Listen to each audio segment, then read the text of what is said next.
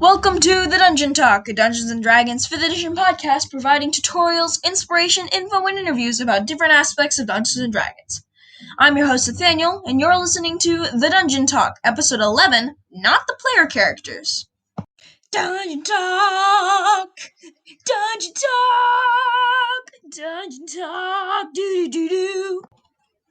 Holding a rickety spear, a skinny halfling stands in front of a dark iron gate, staring out at the muddy road ahead.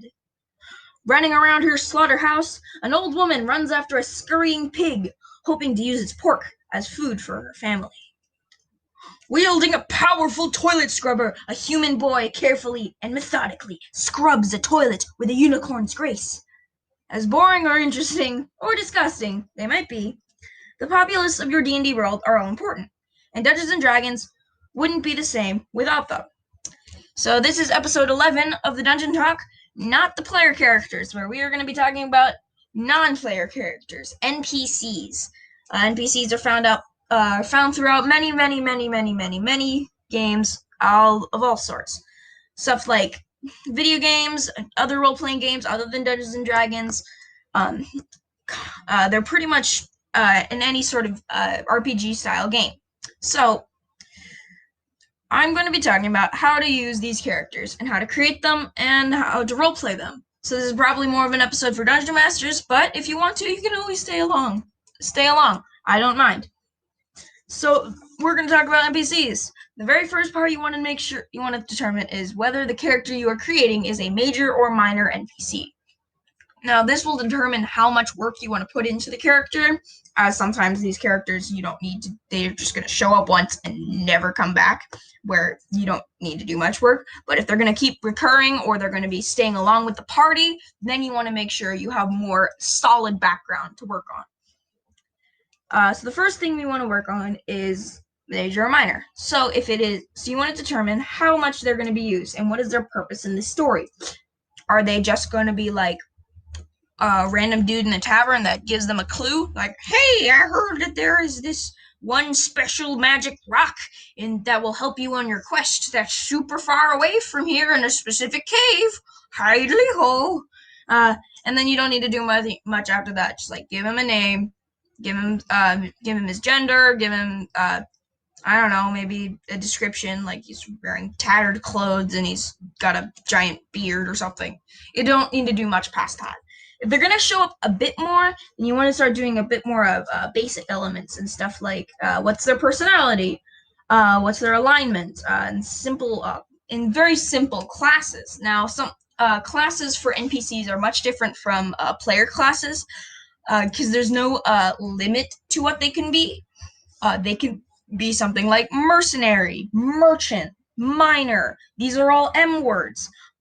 You could be the guy who scrubs the toilets in the hunter's lodge. They could be anything really.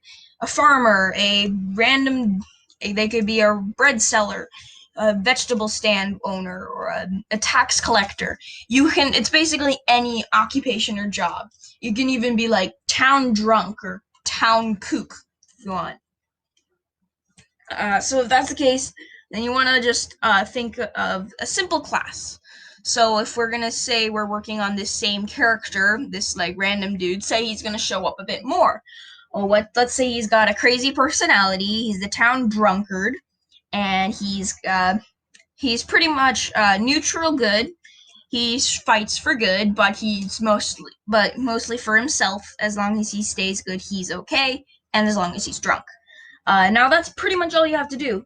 But if they're going to keep showing up more and more, then the players might start getting into conversations, and you're going to want to work on more things.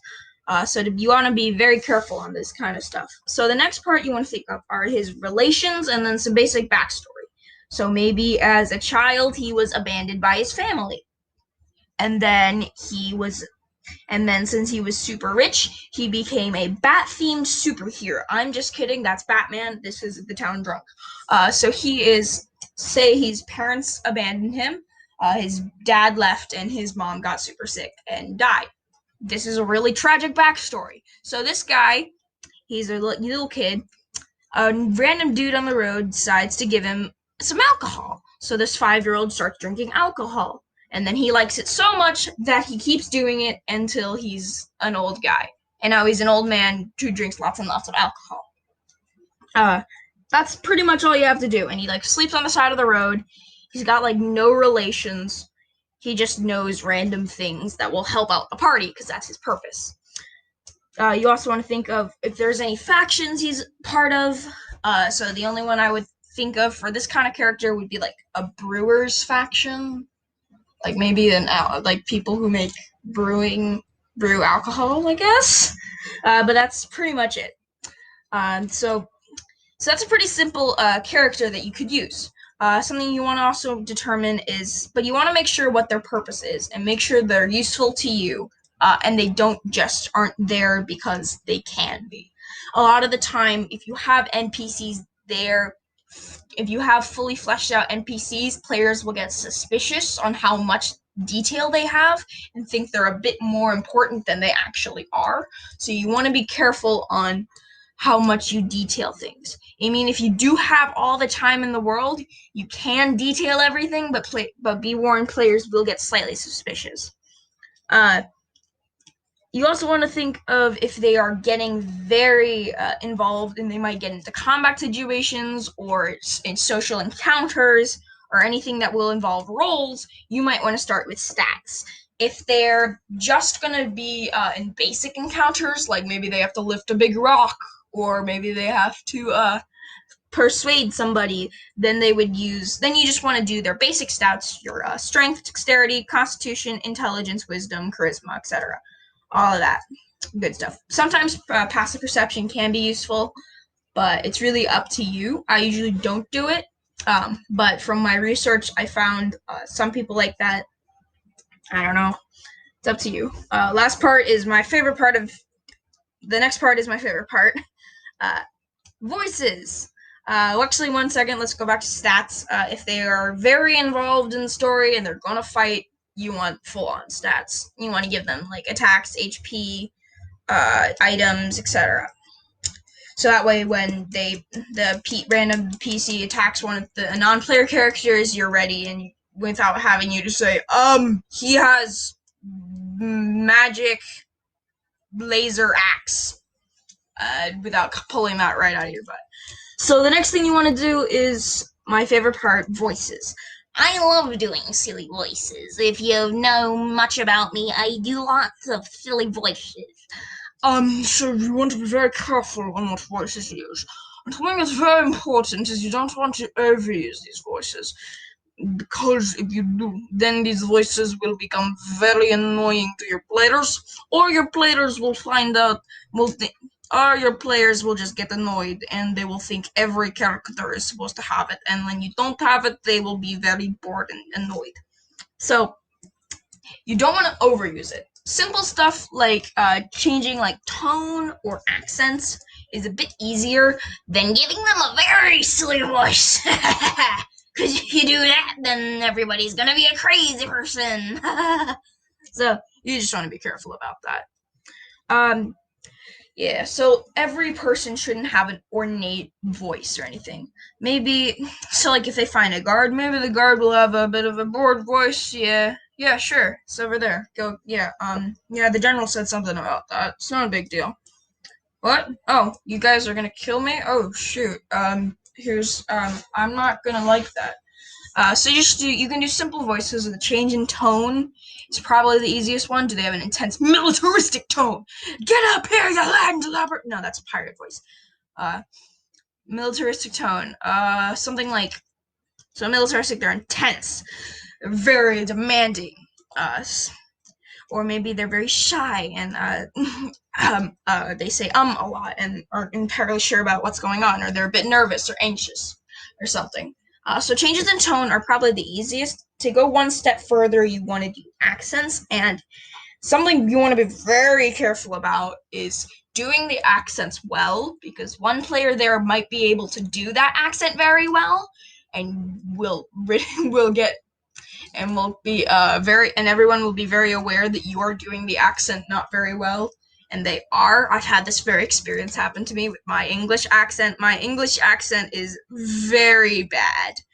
It's something like this, if you know what I mean. This is kind of bad. It's not great compared to my other ones. I'm better at other accents. So when you're doing accents, you can think, where are they from in your world, and how does this accent relate to your world? Usually, what I like to do is I like to take certain races in my world and link them to real world languages. So one time I made all the Dragonborn people were German. So I gave them German accent. I gave I gave them German accents and very German accents. And I used lots of German words in their actual like culture. Like one of their capital city is Drachenschild, and that is Dragon Shield in German. And a tip for any dungeon masters out there creating cities or locations, you can check out episode 10, locating locations. Or I can give you a quick tidbit. When you're making locations, if you're having trouble coming up with names, go find an online name generator, or you can take two simple words like that relate to the place. So like this was a big military town, so I said Dragon Shield, and then put it into Google Translate and translate it to German or Icelandic or Swedish, whatever you want, and then you have a cool fantasy name. So the next part you want to think of are just if you something a quick another tidbit when you're doing stats is that when you're just doing simple player interactions with like social encounters, don't create a DC. Like if a player is trying to persuade a town guard to let them through, you don't want to entirely you don't want to just have them roll against it. Make it so the players determine the DC. So if they roll really poorly, they might not get what they want. If they roll even worse than poorly, like if they get a natural one, then they can have like the town guards like start chasing them out. Or if they get a natural 20, they can be, oh yes, of course, and then they'll might give them some like directions and extra help. So DCs I like basing the results on the player's actions rather than the NPCs. So that way it feels like the players are more interactive within the world. The next part of NPCs that I want to get into is a very, very, very fun part. The villains. Now, villains are very hard to write. Whether if you're just writing a fantasy novel or you're writing for your D&D campaign, long-term dungeon masters will know that villains are difficult to write correctly. You have to be very careful on how they work. Villains usually you want to pick an archetype that will help you. So are they the kind of villain that's an evil, monstrous tyrant that's just trying to rule all the world and just conquer everything? Or maybe it is the sophisticate, very smart and intelligent mastermind behind the scenes. Or maybe it's a misguided fool who's being tricked or manipulated by another more evil person. So picking a archetype helps generalize the features of the villain.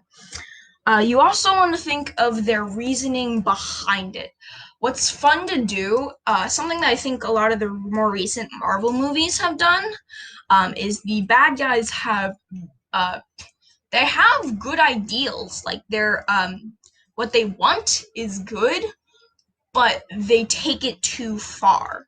For example, I don't know if this is a spoiler or not, but for Black Panther, Killmonger, he thinks that Wakanda should be helping the world. But because of his tragic backstory, he thinks Wakanda should be ruling the world rather than just helping it.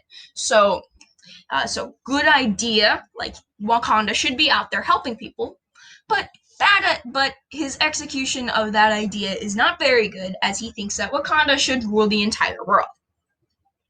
So stuff like that, having slightly skewed ideas.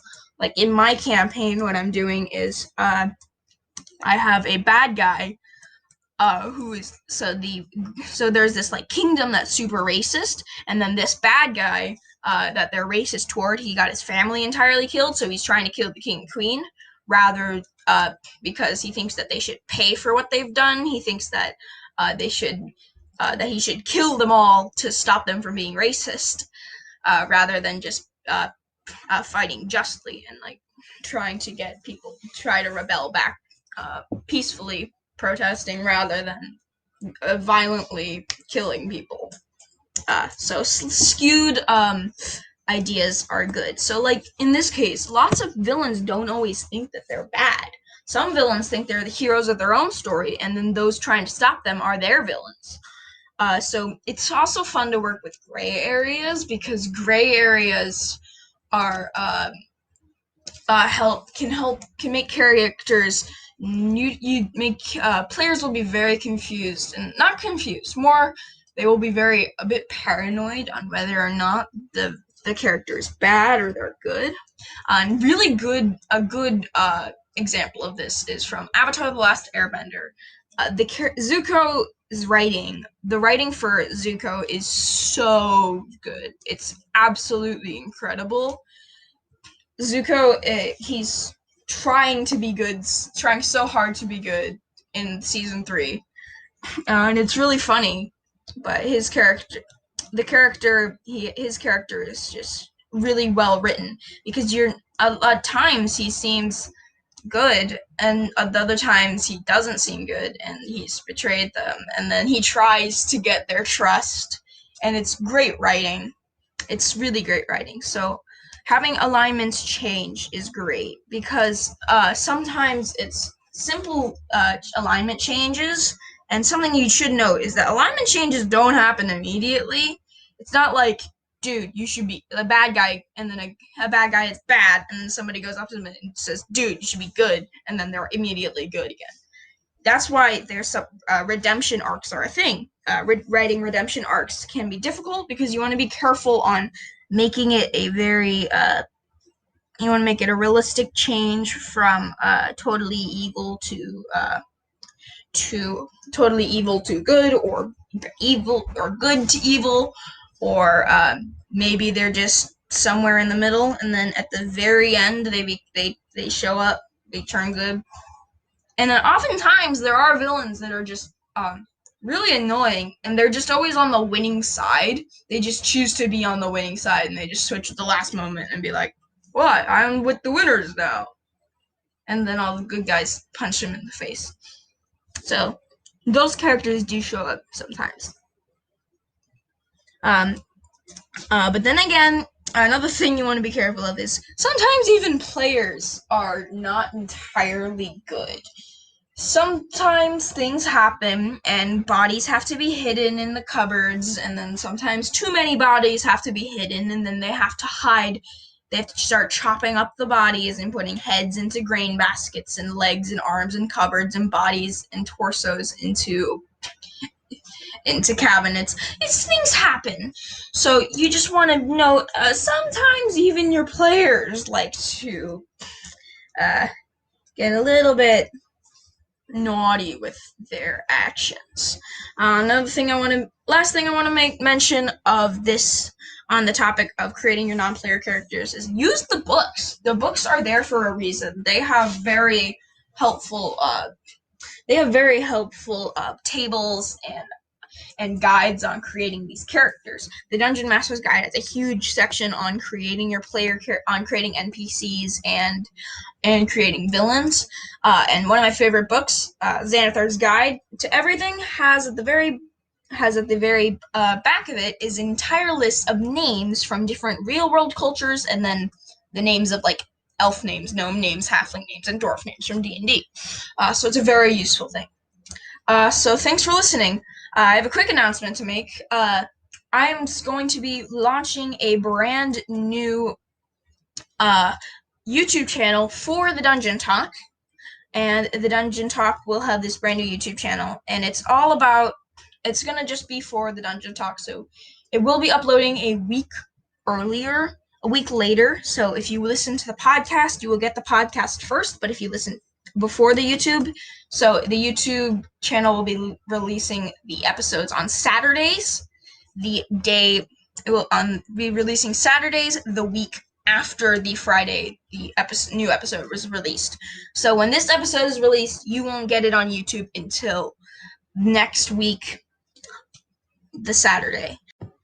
Once again, thanks for listening to this episode of the Dungeon Talk. We upload weekly on Fridays and upload weekly on Saturdays if you want to check out our brand new YouTube channel. You can also find the latest news and updates on our Instagram at The Dungeon Talk. You can go ahead and ask questions on our email, thedungeontalk@gmail.com, and you can listen basically anywhere you can get your podcast. So once again, thanks for listening. Stay nerdy, stay safe. Dungeon Talk! Dungeon Talk! Dungeon Talk! Do do do do!